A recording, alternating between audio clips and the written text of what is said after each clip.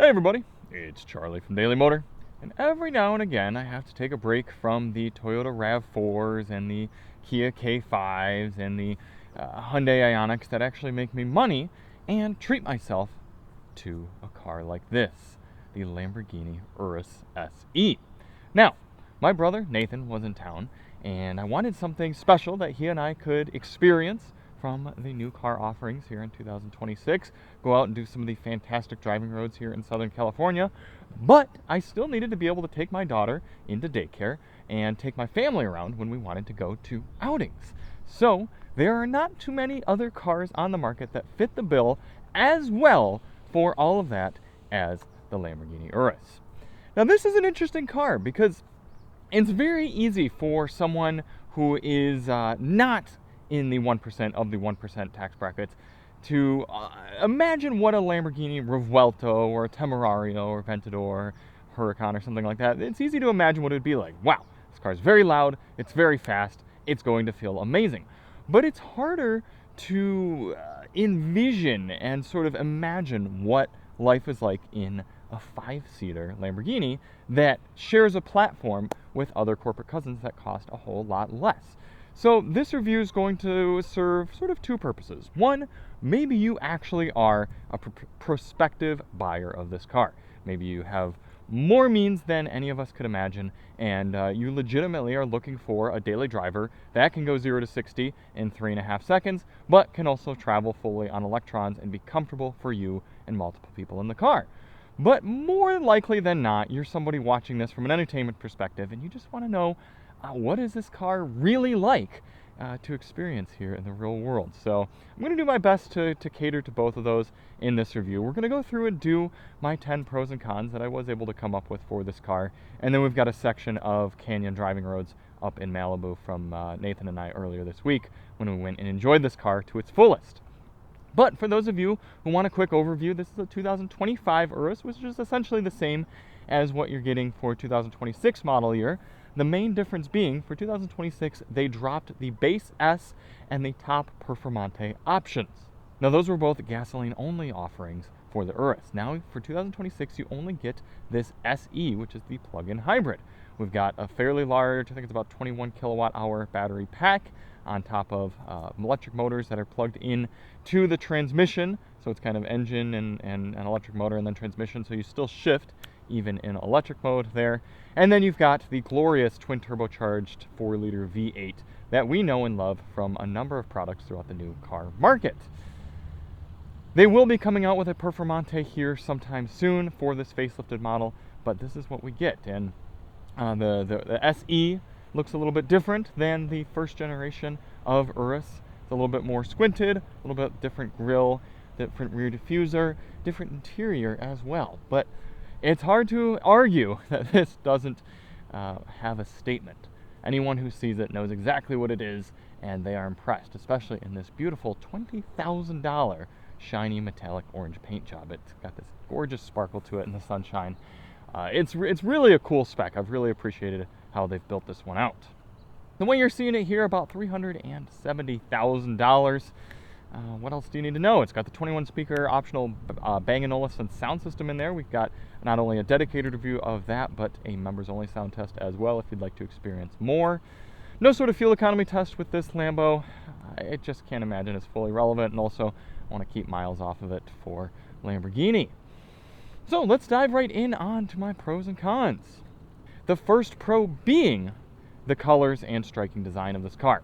Now, I will be fully honest. Nathan and I both agree that we actually prefer the non-SE version, the pre-facelift, if you will, of the Urus. The headlight styling, while this is still sharp and striking and overall attractive, we both prefer the look of the previous Urus, the gasoline ones. But the fact that you can still get this car in so many fantastic colors, and it still has such a wonderful style of aggressive but beautiful, but SUV, but still kind of sports car looking. It's low, but yet it's comfortable inside. I do think they really nailed the styling and design of this car, and I love how well it sort of strikes a balance of being practical while yet still being unmistakably Lamborghini. Next pros, we have to get inside the car, because despite this being such a remarkable performance achievement on four wheels, the interior has a great level of luxury and functionality as well. Look, when I get in here, we've got a soft closed door, and then look at all of these buttons and switches. We've got all sorts of great buttons, satisfying controls for the starters, the shifters, the parking brake, everything. Real physical controls, a scroller for my volume with the ability to change tracks and pause the music right there. Anodized aluminum shift paddles on the back, an Alcantara steering wheel. There is nothing in here that Nathan and I came across throughout our entire week of the car that was frustrating to use or felt cheaped out on. It's really been the name of the game for the new car market these days, for cars to be cheaping out. It doesn't seem to matter the class of vehicle, the price point, whatever. Cars are getting cheaper and more frustrating inside. It is not the case here with this Urus. This is still a very satisfying to use car, and it still understands the mission that luxury means ease of use. Now, I'm sure there are Lamborghini executives and designers in Italy right now trying to decide how to style and lay out their future cars, and thinking about how they can eliminate things and put in more screens and save money. But for now, this Urus still is a true luxury experience. And even though all these climate controls are in a screen, it's a dedicated control screen that's very clicky, satisfying, and easy to use, so that actually hasn't bothered me throughout this week with the car. Next Pro, I'm going to put this down into Sport, and you hear that. That is the sound of one of my favorite engines on the market today, the 4-liter twin-turbo V8. Not only did they do a fantastic job with the characteristics of this engine, but the sound and the power figures, and then the fact that you click that, and all of a sudden, we're running fully on electricity. Because you gotta realize, while this car is fantastic to drive at full throttle, there are times when you're just heading into work or school or down to the store or something, and this is what you'd prefer. Smoothness, quietness, efficiency, ease of driving. You don't always need that. Now, it's awesome to have it when you want it, and I love that it's there, don't get me wrong, but I more so love how versatile this powertrain is and how you get it all whenever and wherever you want it. So I can pull out onto this road here, throw it in a manual mode,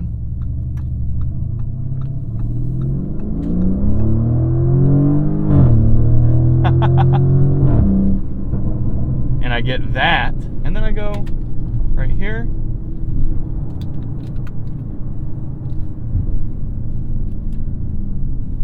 and then I get this silence. I love that. I really do. For a car like this, it makes so much more sense than putting a plug-in hybrid in something like a two-seater. And that leads me into the next Pro. It's the duality of this car. And I think this is a perfect opportunity to cut to some of my filming up in the mountains with Nathan. But to kind of preface it, this car has been a fantastic car to just head to pick my daughter up from daycare, or to run out to the store, or to go do sightseeing or something like that. It's comfortable for 4, maybe even 5 people, depending on their size, and most importantly for me as the driver. The seats have a ton of customization. They've got massaging. I've got heated and cooled seats. It's a great car from every luxury perspective. But then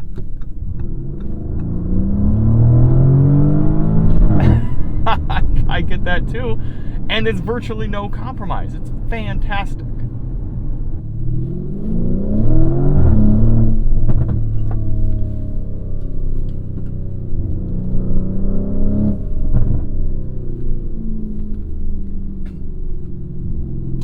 We are out here on Mulholland in the Urus SE. And, interestingly, this is the portion of Mulholland that, for the whole time that I've ever been out to California, has been closed. I'm fairly certain we're on this section at least. So I was just kind of like, all right, we'll go up. I'll show Nathan the closed section where it kind of the road ends, and it's open. So we are running the SE through here, and what's really been striking to me is, I mean, it's no surprise that a Lamborghini with the 4-liter V8 is going to be a fun and good car to have in the canyons. But what's also been so impressive to me is that it's so approachable. And if we were in something like a Lamborghini 2-door, and it was a V10 or something like that, and it was this approachable, I'd be a bit disappointed. I'd be saying to Nathan, like, this car, you know, it should be wild, it should be crazy, it should be a beast and a bull that needs to be tamed. But with the SUV, I'm actually not mad, because I think it's cool that we could go out, do that, listen to those noises, brake like that. We could literally be on a track if we wanted to. And yet, throughout this morning, Nathan and I dropped Eve off at daycare, and then we drove an hour through traffic using the hybrid, so we were getting decent fuel economy, and it was quiet and comfortable. We had massaging seats going. And then we can go out here, experience some of the finest driving roads in the world, and then we can go have a nice lunch and make our way home. And we could have brought other people along with us if we wanted. I could have my wife.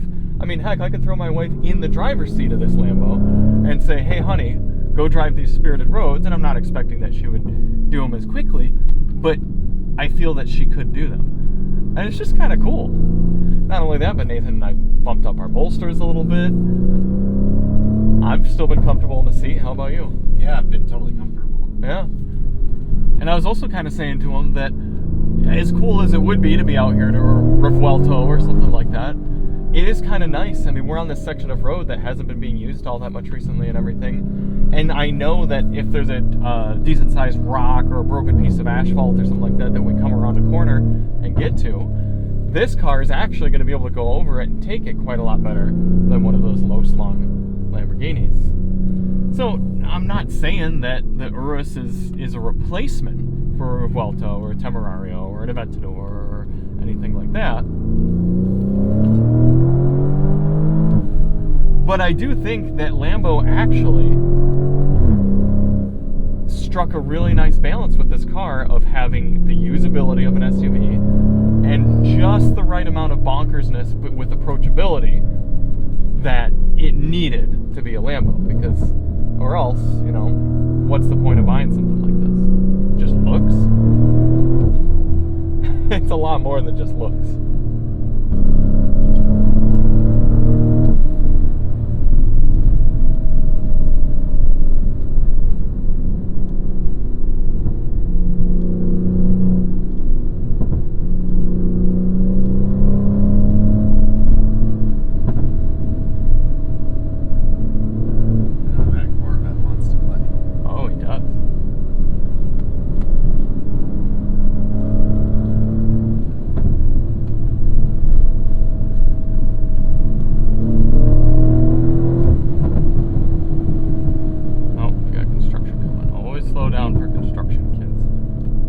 Coming back here to the real world, the last pro is the dealership experience. I know some people are going to come into the comments and go, I would just have an Audi RS Q8 for that money, or, you know, save $100,000, or, I would get a Porsche, blah, blah, blah. Now, I'm not saying you won't most likely have a good dealership experience at Porsche or Audi, but a Lamborghini ownership experience is next level. You probably don't even have a Lamborghini dealership near your house, but if you do, you go there and you are treated like royalty. If you are an owner, it doesn't matter if you're an owner of a 30-year-old Lamborghini or a brand new one. Doesn't matter if it's a base model or a top tier. They're going to treat you right. They are going to provide anything you need, practically concierge service for whatever your car needs and whatever you need. And when you are of this level of means, that's what you want. You're paying for your time. You're paying for an experience more so than just a car. So, if you are trying to decide, is it worth the price jump up from something like a Cayenne Turbo S or from an Audi RS Q8 or something like that, the Lamborghini dealership experience is going to cater to you that much more of a special way than either of those other two. Because let's be honest, if you own an RS Q8, you're going to be in the same pickup line as somebody with, you know, a 15-year-old A4 or A3 or something like that. Whereas that's not going to be happening at your Lamborghini dealership. Coming back here static for my cons. And a few of these are a bit minor, but overall it's a very good car. So it makes sense why we'd have some cons. And I've just turned on the engine. So let's turn that back off. And I need to back the car up right here again so that you can see some of these shiny materials inside the cabin create an awful glare. Right there, look at that. I am getting sunshine beamed directly up into my eyes. That's happened to both me and my brother riding along for not only this screen, but also right here. That's shiny piano black, which I don't mind from a material use standpoint, but the angle that it's at resulted in it shining into Nathan's eyes for one of our few complaints. Next con, it's actually the audio system. This Bang & Olufsen system is fantastic at $100,000, but at $370,000, it's good, but it's not great. There's a muddiness and a lack of clarity and power in the lower mid-ranges that I would like to have remedied, if you will. Bang & Olufsen does seem to have a pretty signature sound, and that kind of aligns with it. But at this price point, in this class of vehicle, I would want an S-tier sound system, and this is simply an A, which to me makes it a con. Next con, the practical space in here. Despite this being a very nice cabin to be in, cup holders are small, minimal interior storage, and not many places to put your things. So if you are genuinely of the 1% of the 1% and you're using this car as a family vehicle, because wealthy people have families too, there's a lot of space back there for humans and car seats and gear, but in the front area there's actually not that much space to put your stuff. So you get a water bottle going, you get snacks, you get a book, anything like that, and all of a sudden your front area is very much taken up with space. So I understand that it's a luxury design and performance aspect first, but if they could just add a little bit more space in here, it would go a long way into the practicality of using this vehicle daily. Next con coming up here on the highway is the highway noise. Let me fire the engine back up, even here in Strata mode. And if you run out of electrons and you are running on gasoline, there is a perceptible drone even at highway speeds here. We get to 70 miles per hour and you can hear, you do hear that V8 rumbling, and it's a bit of a shame that they couldn't make the exhaust that much quieter when you're just cruising so that you barely even hear it. And on top of that, it's not bad. It is decently quiet in here, but again, for a luxury vehicle, you do hear these high-performance summer tires whirring along. There is so much mechanical grip from these tires that if I owned this car, I would probably dial them back to something a little bit less aggressive just to take away that last degree of road noise, make it that much more luxurious in here. You're still going to have plenty of performance. The last con for the Lamborghini Urus is something that to some people will be a pro, but it is the image of this car, especially if you get it in bright orange like this. People are going to know, people are going to see you, and people are going to have their predisposed notions of you. And that's not going to happen in the Cayenne or the RSQ8s. For those cars are more if you know, you know.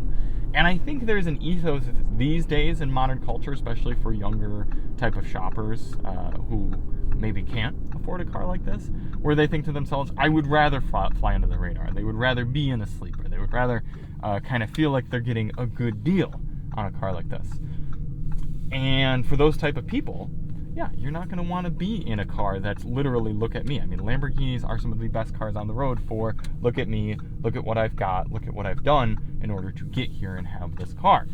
So if that's a pro to you, if you're somebody who wants to be seen, this is it. This is see and be seen. But if that's not you, yeah, this really isn't the car for you, despite it driving very nice.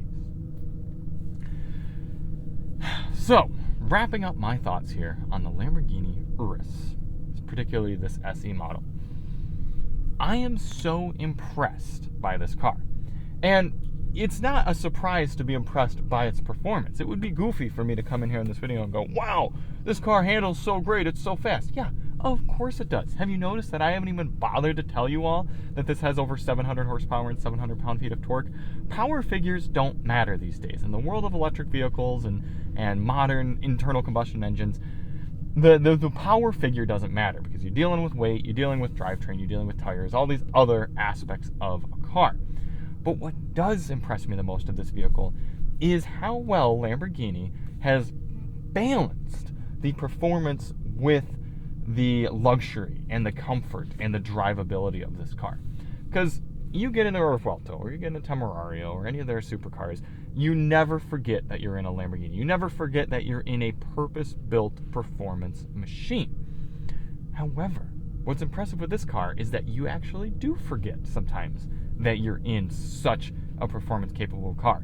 And if you watched through this video, you saw the performance aspects as Nathan and I were driving through the canyons of Malibu. But then the fact that we were comfortable for that entire day of driving. There was no point that we were like, ugh, I am exhausted by this car. No, it's refreshing. It's a luxury experience through and through, between the ways that you interact with the car, the way that the car interacts with you, and how you feel both getting in from the first minute to the last minute. This car is satisfying, and that is what has been so impressive to me.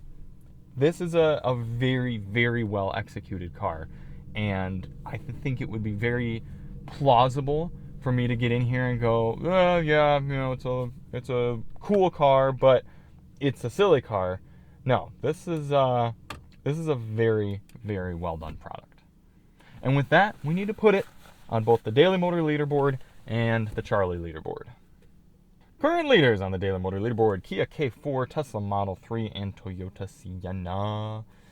This car is going right here behind the Silverado EV and above the Hyundai Ioniq 9 in 7th place.